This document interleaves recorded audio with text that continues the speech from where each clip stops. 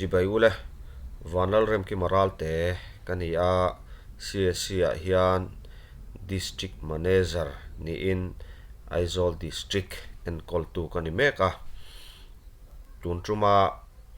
kan video chuan VLE nitura skill requirement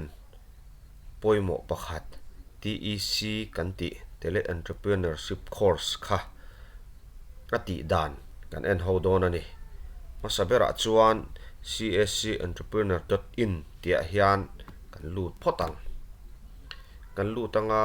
kanin register angai ani kanin register don chuan register ti hi karsar zona mi hi kan click anga ti chuan form fill up tur aron langanga kema ani detail te kan fill up diktaka kan fill up zo nuwa upload tur te oma heta hian adar nena inmil thlapangai don ani ani lo chuan kan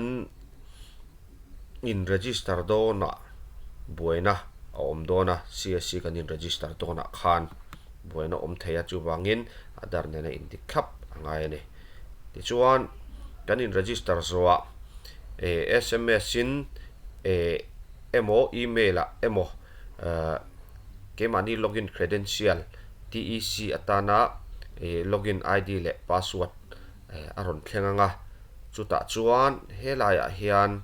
login tia hian clickin message kan don TEC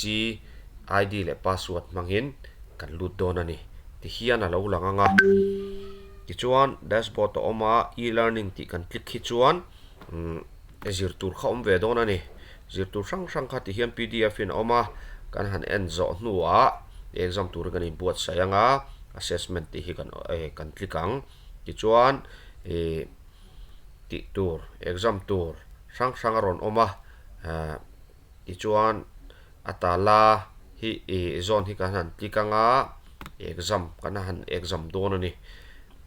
ti chuan ti hian question sang sang oma kan chang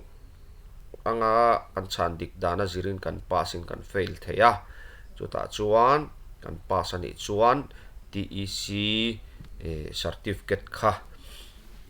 aron in generate anga chu kan print out anga chuta chuan TEC certificate number kha om don ani chu TEC certificate number chu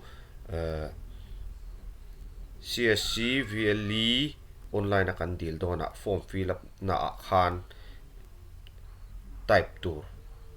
alo om dona fill up tur kan TEC certificate number kha apoimo mawangin heti hian video kan ron siam ani kalawme